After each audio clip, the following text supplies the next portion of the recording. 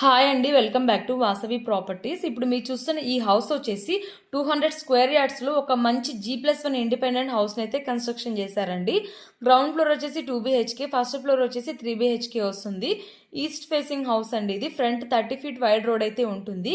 మనకి 80% వరకు bank loan కూడా అయితే అవైలబుల్ ఉంటుందండి.